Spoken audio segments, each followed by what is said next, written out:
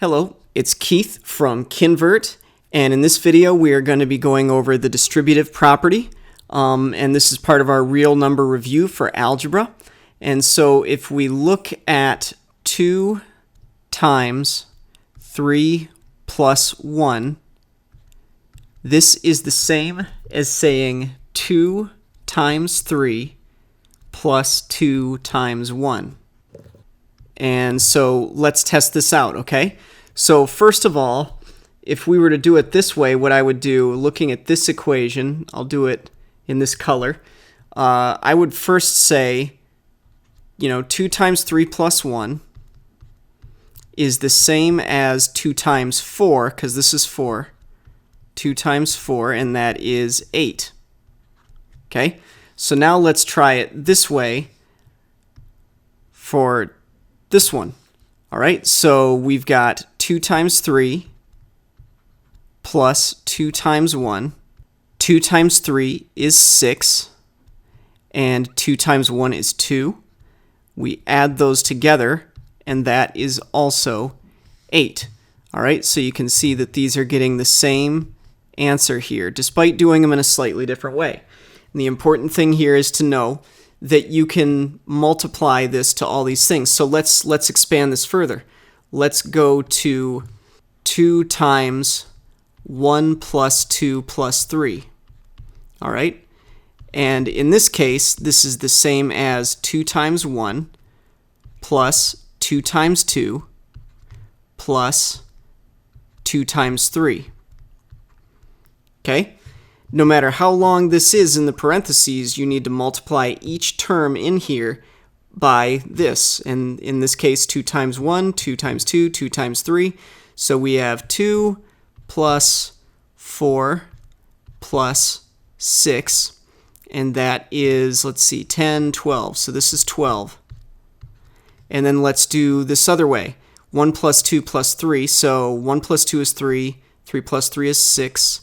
6 times 2 is, again, 12. So you can see how these equal. Now, this can go on and get a little bit more complicated, so let's start looking at that. What if we have 2 plus 1 and multiply that by 3 plus 4? So for this to distribute out, let's go ahead and use FOIL for this, all right? So first, outside, inside, last. Each item here has to be multiplied by each item here. So we'll do first. First is 2 times 3. Outside, so that's 2 times 4 plus 2 times 4. Outside, now we go to inside, 1 times 3 plus 1 times 3 plus last, so that is 1 times 4. 1 times 4. And we get a 6 plus 8 plus 3 plus 4 for a grand total of 14, 17, 21.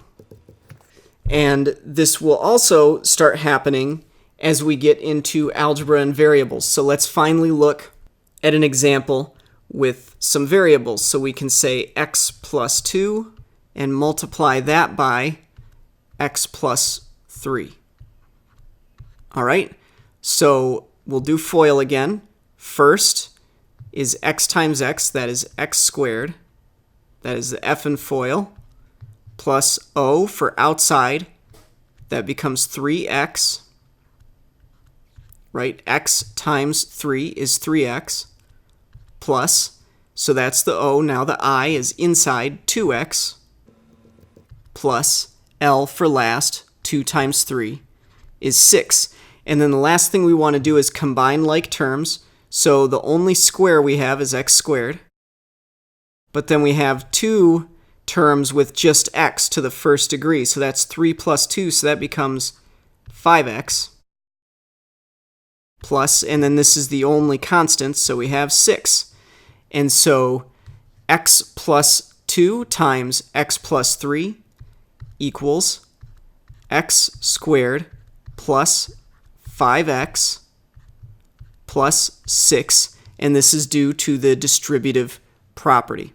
All right, So I hope you found this useful. This is going to be very important in the future. And what you need to remember is that the distributive property means that you need to multiply everything in here by everything here. So in this case, it's just 2, so 2 times 3 and 2 times 1.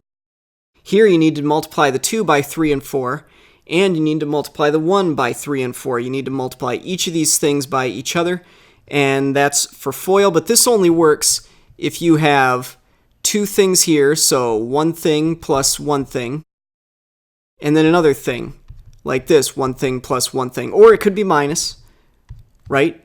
It could be minus. And I'll tell you what, in the next one we'll do an example where we have some minuses. But yeah, that's the distributive property, and we will see you guys later. Bye.